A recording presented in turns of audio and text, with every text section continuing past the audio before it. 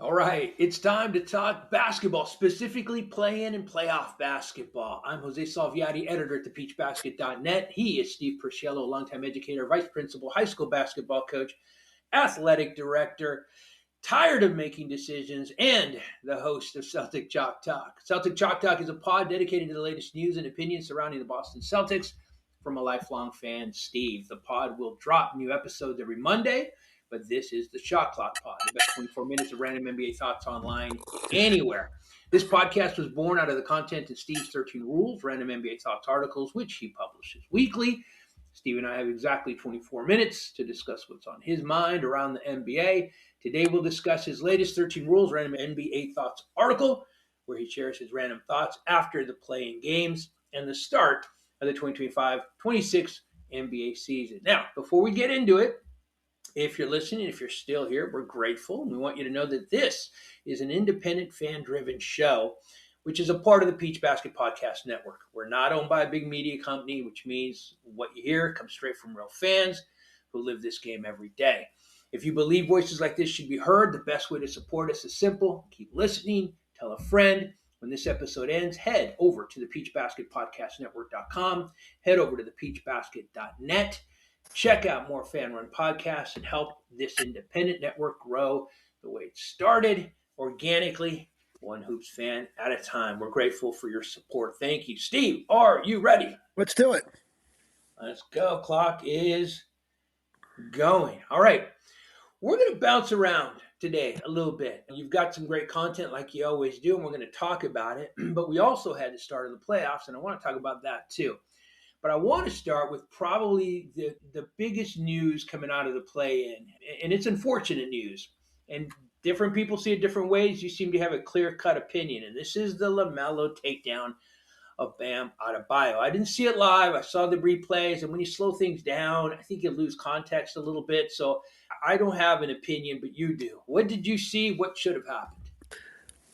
It's interesting. I don't consider LaMelo Ball a dirty player. People get in situations like he was. You see a lot. And he was on the ground, and he just reached out and tripped, grabbed his ankle and tripped him. Yeah. It was a dirty play. The NBA has a thing where if they stop action at that point, they can go to go and see if what was going on. But the game went on.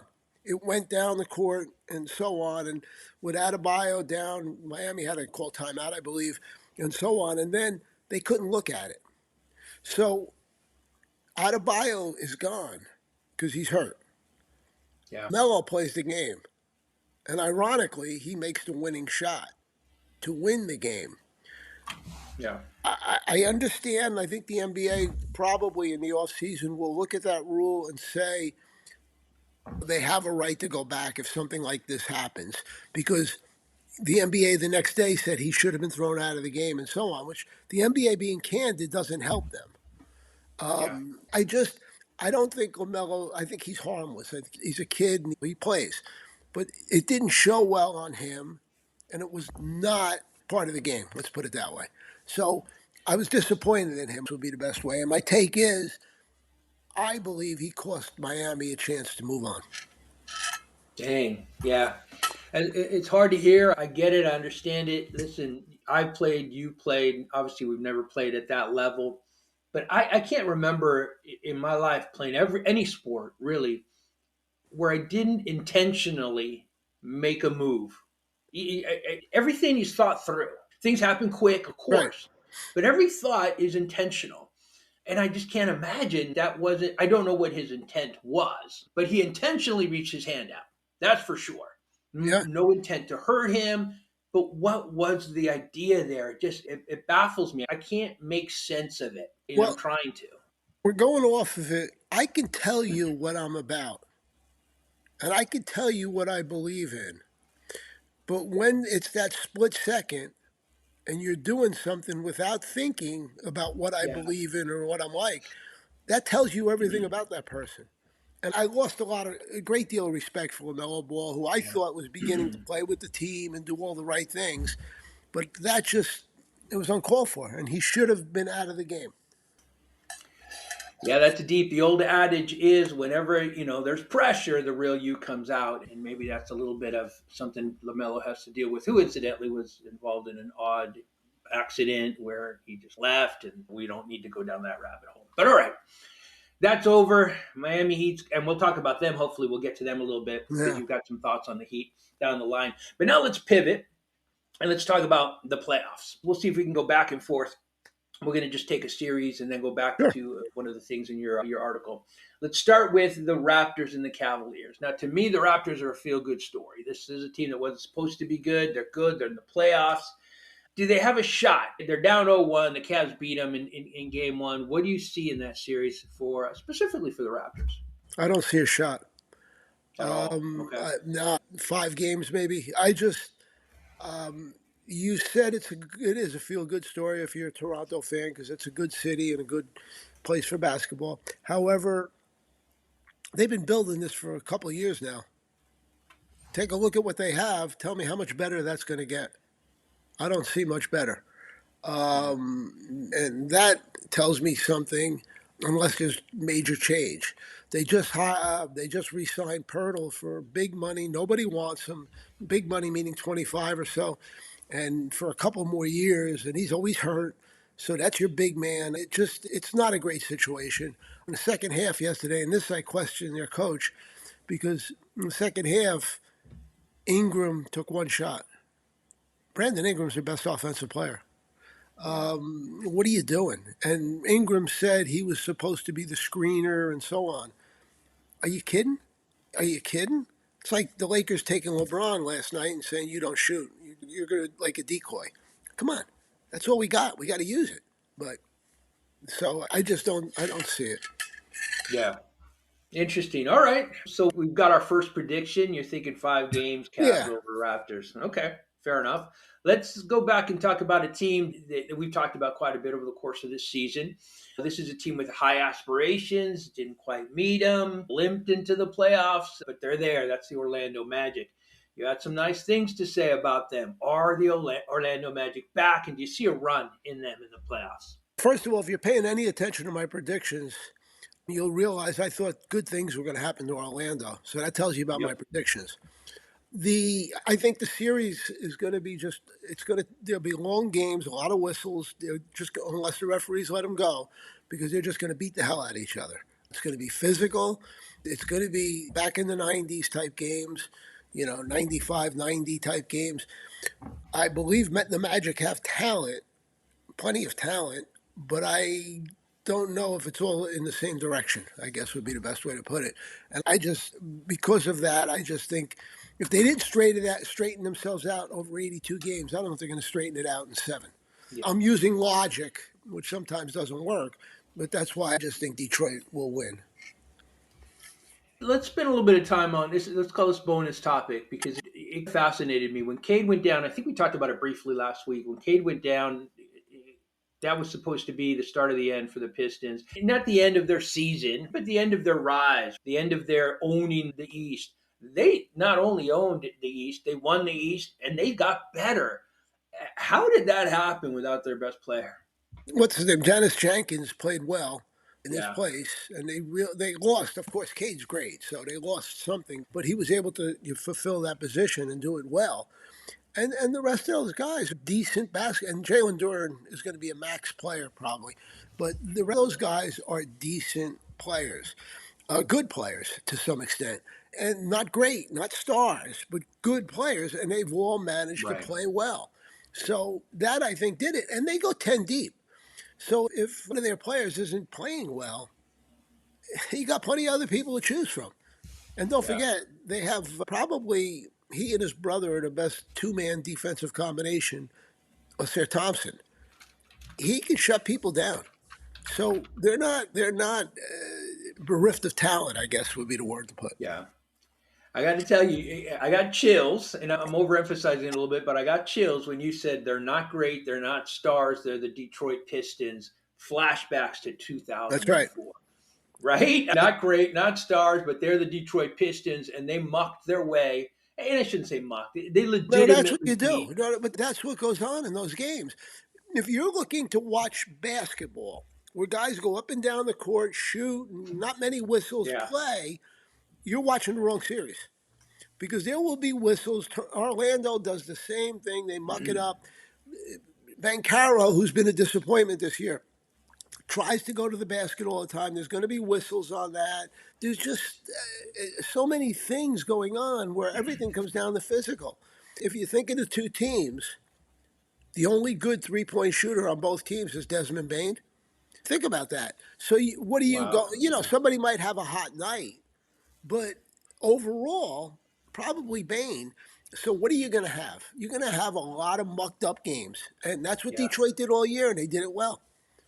And it How is likely are the go Oh, ahead. sorry, I stepped on you there. No, How, go how ahead. likely are the 2026 Detroit Pistons to match the 2004 Detroit Pistons?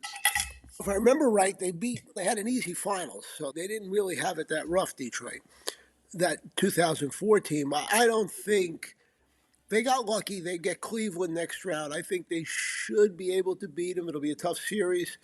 It'll become a game where finesse against physical basketball and who's going to win out. But I don't think the Knicks or Boston would lose to them in a series. Okay. All right. Outstanding. Let's go on now. We talked about your topic. Now let's pivot back to the playoffs. I think probably the toughest matchup in the West is the Nuggets and the Timberwolves. We talked about the Timberwolves last week. They check every box in terms of what past champions have had.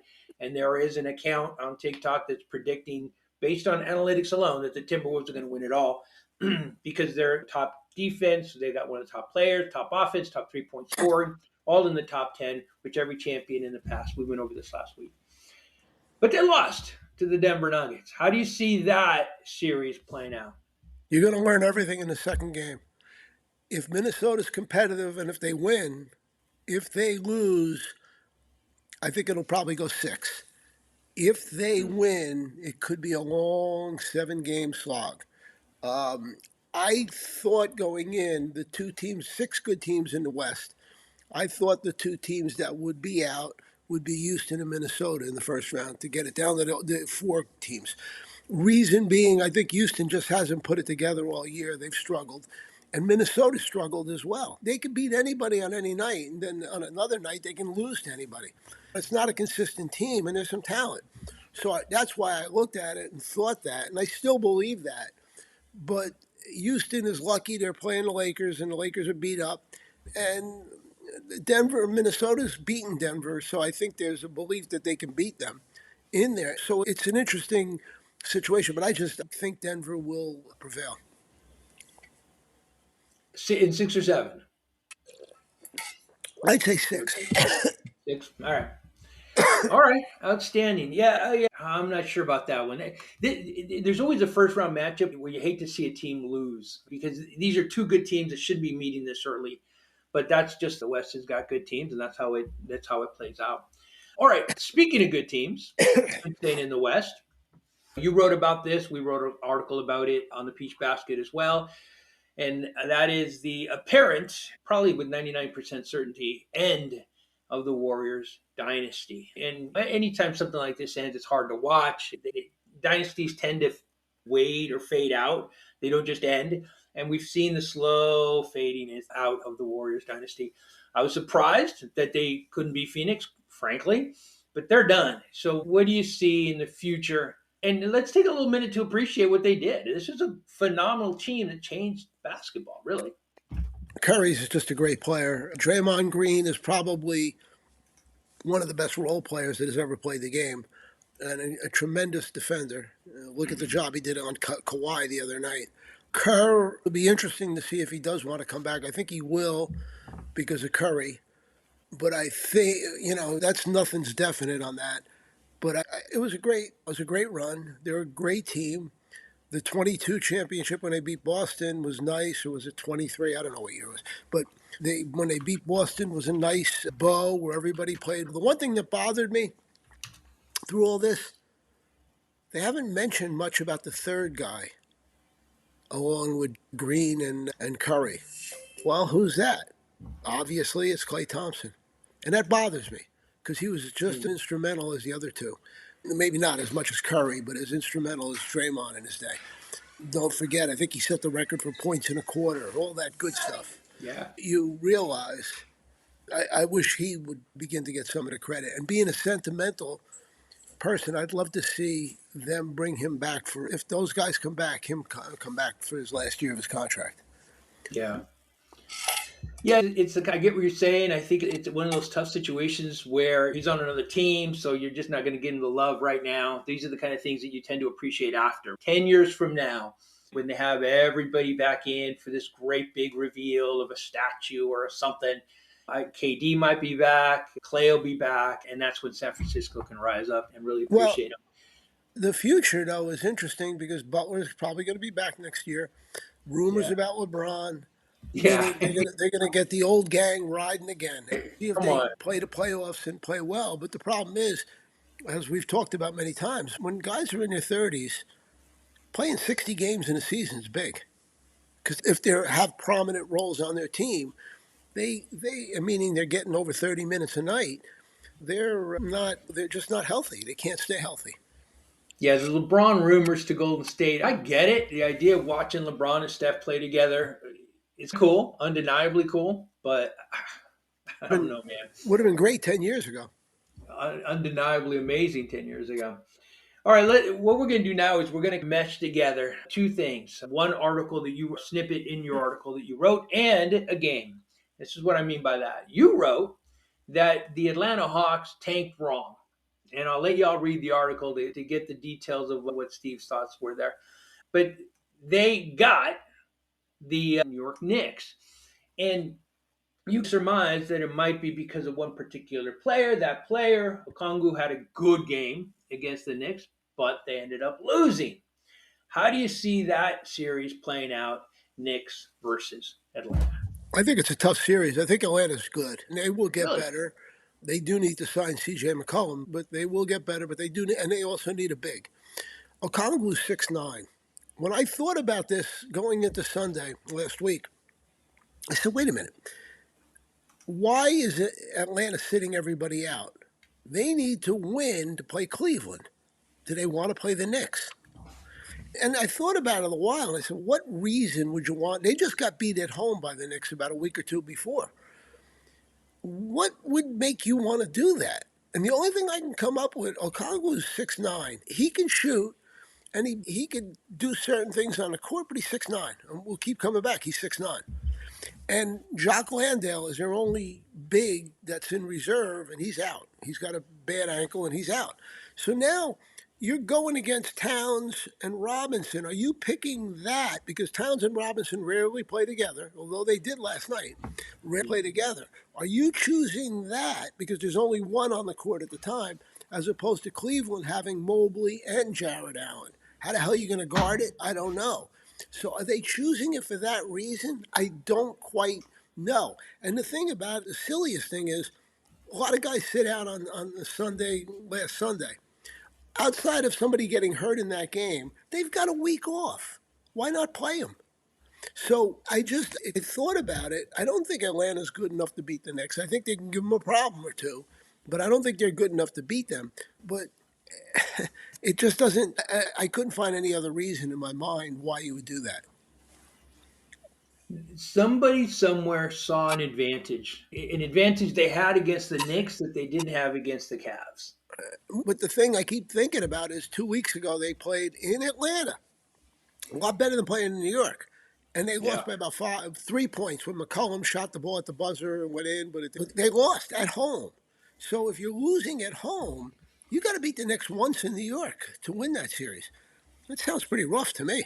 But maybe the thought is we're an upstart team, and let's think about the future. One last thing, too. I think Jay is a tremendously talented player and a good player. But you know what he needs to do? He needs to take over a game in the fourth quarter. Then we'll say he's a star. He hasn't done that. He's consistent throughout the game, can shoot the three, can do everything. And he puts up great numbers every night. But if you're the star, remember going back when Atlanta beat the Knicks, Trae Young was a star. And he just took those games over. And that's what Jalen Johnson has to do. One of the cool benefits of the playoffs is you get to start to see who's going to rise up, right? Who's going to take that star mantle. We had a guy who led his team in scoring yesterday. Hopefully, we'll get a chance to talk about this. The only game we haven't talked about yet, Lakers and Rockets. But that player is likely not a star. There's a distinction there, and it's really clear. But let's see if we get to that. If we don't, that's okay. But I do want to talk about not that game, but instead the Miami Heat. We started talking about them. Let's circle back to these guys because you think they are a very realistic landing spot for Giannis Antetokounmpo. Yeah, and Why? I think it'll be a big mistake for both parties. He likes Miami. In fact, he just made a comment. He doesn't like L.A. He likes Miami. L.A. I don't. I forgot. He gave some reason, but the point he likes Miami. I would think Milwaukee, all things being equal, will send him where he wants to go. Yeah, If you think about it, what's it going to take to get Giannis? Probably Hero, maybe Khalil Ware, and a couple draft picks. Okay, now what do you have left if you're Miami? yeah, yeah, And you're going to win with Giannis? No, you're not because you don't have much around him. So the weather's good and his family might be happy in Miami. It's a good place to be. But by the same token, that might not, if he wants to win a title, which he says he does, and I believe him, you yeah, got to go to a team that's got a lot of depth that can trade some of that depth and still be pretty good. Miami doesn't have a lot of. They've got a lot of nice role players, is what they have, and yeah, that's him and Bam are not good enough to win it. And then we look at the factor is Giannis misses a lot of games now. He gets hurt easy. He's getting older. yeah, So, you're going to have him for 50, 60 games. What are you going to finish in the division? So yeah. it's interesting. And I know, last thing I'll say on that, Pat Riley believes you got to have a star to win. Sure. So he's going to be hunting for Giannis if he's not Yeah. already hunting for Giannis. If that is the criteria, I need a team with lots of role players that can get rid of half of them but still have enough left over for Giannis to be good. The only team, and challenge me on this, the only team that can do that are the Oklahoma City Thunder. Who else can Um, give up half their team of role players and still have enough San to really Antonio contend the probably championship? could too. San Antonio probably could. Got some players. Their bench, I Yeah, mean, they got guys like Keldon Johnson on the bench. So they probably could. I didn't think about it deeply. But yeah, there's not many. There's not many teams there's that not could. many. That's my point. Yeah, And those teams are already really good. you got to wait through the playoffs because if one of them has a disappointing Mm, finish, that's a good point. Yeah. Houston is another team that might be able to give away enough to keep winning with Giannis. It depends on if they want to give up a Thompson or a Şengün, one of them. Yeah. That's a big loss. But they've got a lot of talent that Udoka hasn't really meshed, or they haven't meshed. Yep. You heard the buzzer go off just as Steve was finishing his final thought. This would be an absolute perfect way to end it, but we're not going to end it there. We got one more game to talk about. That is the Lakers, the unbelievable Los Angeles Lakers taking on the champion aspiration Rockets, and they defeated the Rockets, and LA is celebrating game one. What do you see in that series? Why did I think you'd bring up the Lakers? I'm trying to We understand told why. you. Yeah, We no, I well, they just played the trying to game. understand. I'm just trying to understand. Um, the Lakers were home. Yep. Houston has talent, as I just said, but they haven't figured it out all year. They're playing Reed Shepard, who could score, and everybody gets tantalized by his ability to score. I don't know if he can guard me, and that's a problem. And Udoka's a defensive minded coach. Yeah. So I think it's got to be bothering him that the defense. Still, they didn't give up a lot of points last night, but the defense could be better. I think that bothers him. His initial plan was more or less Şengün would be a four, and Steven Adams would be the big. He's out. Fred Van Vliet would be the point. Van Vliet would be the point, and he's out. So Udoka's got something to hang his hat on, saying, "Look, everybody's hurt. So what do you Yeah. expect?" But the point isn't so much that. The point is, I thought Houston would be out. Them and Minnesota wouldn't figure with the other 4 to 6 teams. Maybe the first out. But this series gets interesting with LeBron and so on and Kennard. What I really am surprised about how they left him wide open so often, Kennard. Kennard's really a one-trick pony. Wide open, shoot. Yeah. So you got to take that away or try to take it away, and they didn't. So I think Houston's got too much talent. They'll win the series. They're going to earn it unless Doncic comes running back in. That changes everything, sure. But Yeah. yeah, game one is always a game of adjustments if your coaching staff is doing it right. Game two is a game of adjustments, right? Against what you saw in game one. So I don't think you're going to see Luke Kennard. He's the guy we talked I about hope earlier. not. He led the team with 27. He's not going to have 27 again. I think Houston Rockets is a good defensive team with good defensive players. They're probably going to figure out a way to lock him down. If you watch a game and there's an outstanding shooter on the court, you learn a lot about preparation by the other team if you begin to see him get wide open. Now, naturally, on a rebound and a kick out, he's going to get wide open on that kind of thing. But I'm just talking about when they're running the offense.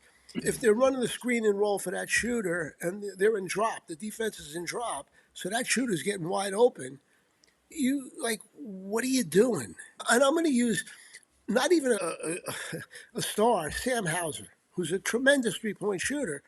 If I watch a game and I see him getting wide open around the perimeter, you can't let that guy get off, because there's a guy who should get 6 or 7 points and all of a sudden he's getting 15. You got a problem. And so you watch a game and you're looking, and if Kennard is getting wide open, wait a minute, didn't he lead the league in 3-point percentage? What are we doing here? What's going on? Did we prepare for however the Lakers might get him open off screens or whatever it is? Are we going to switch that, or how are we going to do it? So that's a very important point to consider when you're watching this. Yeah, and he comes back right to adjustments. If Luke Kennard's going to go off the same way in game two that he went off in game one, that's a problem. Well, That's a problem for the Rockets. yeah. Yeah. And yeah, he did. Wow, 47.8, almost 50%. He's been a good It's shooter always his whole been. career. Don't forget, he was a first-round pick for Detroit going way back. Detroit. I believe when Stan Van Gundy was there. But he was a first-round pick. And why? Because of that shooting ability. And obviously, he still got it. In fact, during the year, at the end of the year, the Lakers were down by 2 with about 2 seconds or whatever left, and Marcus Smart was taking the ball out of bounds under the basket. He got wide open, hit a 3 to win the game. I Yeah. forgot who it was against, but I'm saying to myself, this isn't Marcus Smart shooting. This is a legit shooter. What are you doing? And I don't want to take away from Marcus Smart, because he does so many things really well on the court. He's just not a great shooter. Yeah. All right, but despite all of that, you're still picking the Rockets over the Lakers. Yeah. I think Durant will be back, and I think everything will get back to normal. The All right. Lakers just aren't good enough to really. This team, not without the other two, they just don't have enough talent. Yeah, I don't think anybody would argue that. Some people would argue it, but I'm not, I'm not going to argue it. No, I figured you would, because you're a Laker fan. No argument for me. But yep, that's another shot clock violation. This one is all on us because we had a perfect ending, but we had to talk about the final game. But that's it. Time is up. Thank you for listening. Thank you for watching. Make sure to read Steve's entire 13 Rules Random NBA Thoughts article. We will link it wherever you're watching or listening to this today. And join us next week for more NBA Random Thoughts as we recap the first round of the NBA playoffs as we march towards the 2025-26 NBA champion. We'll talk next week. See ya.